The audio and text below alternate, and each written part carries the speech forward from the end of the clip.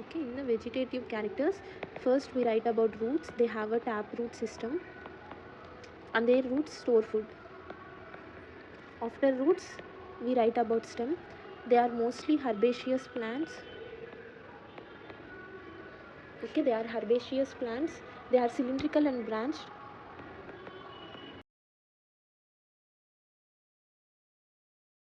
Their arrangement is also seen. And next, the relationship between different parts is also seen. Number of parts, the arrangement of parts, and the relation between different parts is seen in the floral diagram. Some important points is that a dot at the top represents the mother axis. Okay, so here this represents the mother axis of the flower. Next, after this, in the order we draw, the first part we draw is the calyx. After calyx we go to the corolla, after which we draw the androecium. After androecium we draw the gynoecium. So here the outer parts that we have drawn are the calyx, and inner to the calyx we have corolla. These are our androecium, and inside the innermost part that we have drawn is the gynoecium. So that is the order. Now, so in this order, the calyx is the outermost and the gynoecium is the innermost part. The example given here, this represents the family Brassicaceae. Here you can see that this symbol, it represents that the plant is actinomorphic. We have seen that this symbol represents the actinomorphic symmetry, and the next symbol represents that the flower given is bisexual. When it's showing K 2 plus 2, what do K represents? K represents the calyx. The calyx are arranged in the order that the two are placed here and the other two are placed here, so it's written like calyx 2 plus 2. And we have 4 corolla, that is the 4 petals inside it, all in the same line, so we have written C4. We can see the 4 corolla inside, 1 2 3 4, so it's written C4. It's in the order. The first K represents the calyx, next corolla, the androecium and gynoecium. In the androecium we have written A 2 plus 4. You can see the arrangement here. In androecium we have the first 2 here, and inside the 2 we have a 4 arrangement here of androecium. Now inner to the androecium we have the gynoecium. We have 2 gynoecium. Both the gynoecium are fused with each other. Within the gynoecium only, the both gynoecium are fused, so we use a bracket symbol. Okay, above line is used when 2 different parts are attached, but here the gynoecium is attached to the other gynoecium, so we represent with a bracket symbol. I think you are understanding the floral diagram. Now we will discuss about the family Solanaceae, and we will try to write its floral diagram and floral formula. So now we'll discuss about the Solanaceae family. Okay, so coming to the Solanaceae family, it is economically large and important family. Solanaceae family is also called the potato family generally. Okay, it is also called potato family. Coming to its habitat first. So in a floral description, the first part we write is the habitat. Under habitat we write that they are found in tropical, subtropical and temperate regions. Okay, they are found in tropical, subtropical and temperate regions. They are mostly herbs, shrubs and rarely small trees. Okay, now we are done with the habitat, and next we write about the vegetative characters.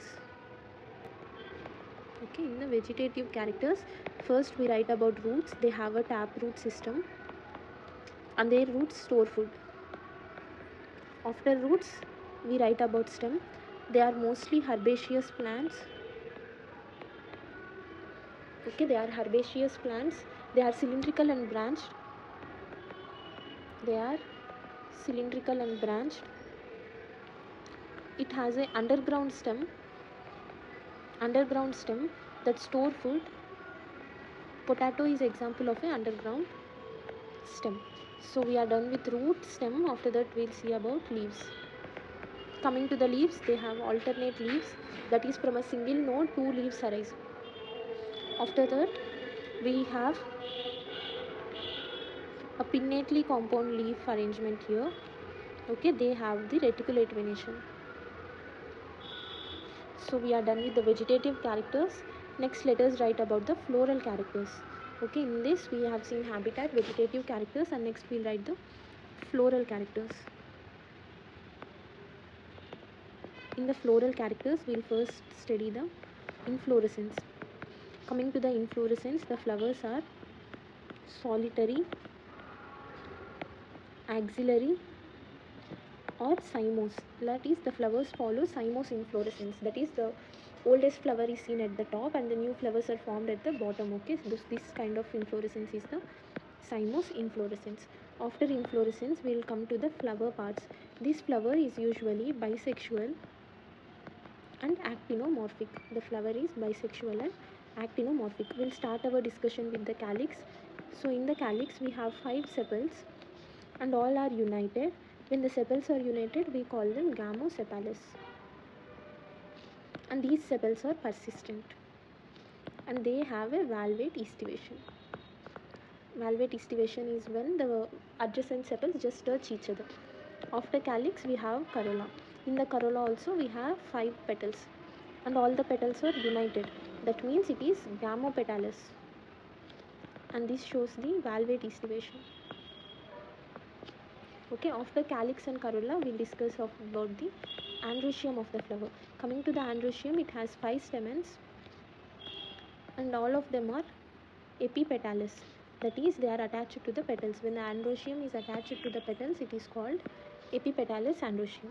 After androecium, we discuss about the gynoecium of the plant. Coming to the gynoecium, they are usually bicarpellary. That is, it consists of 2 carpels and it shows syncarpus. That is, the carpels are fused to each other. Coming to the ovary type, it has a superior ovary and it shows the axile placentation. Sorry, 1 second, it will be done. And it shows the axile placentation. Here we are. So coming to the gynoecium, it is bicarpellary, it is syncarpus, it consists of superior ovary and it has an axile placentation.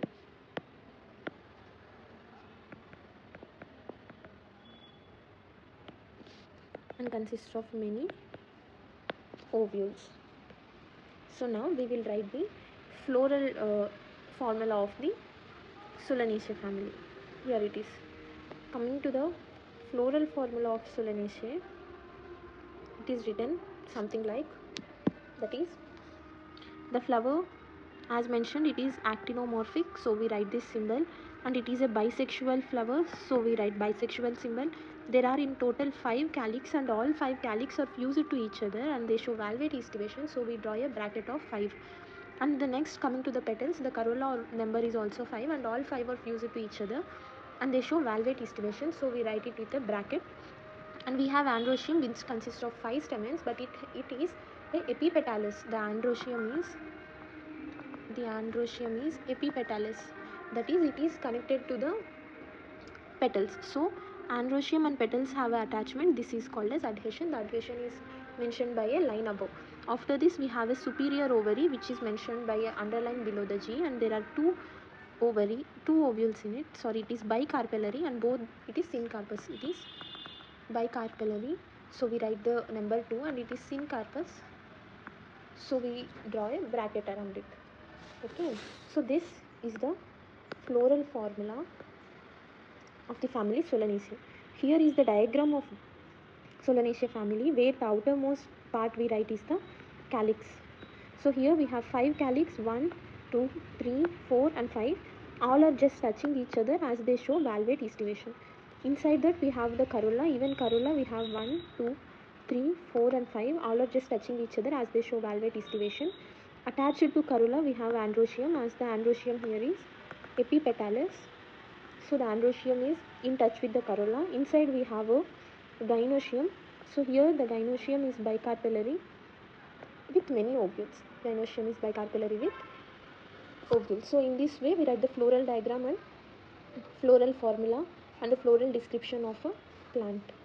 Okay. Classes, students keep writing notes, while doubts stay uncleared. Hours of self-study, yet biology still feels confusing. Because sometimes you don't need more lectures, you need personal guidance. At Crack Mentors, students get live personalized online one-on-one biology classes with dedicated faculty support, personal doubt solving, and focused improvement strategy.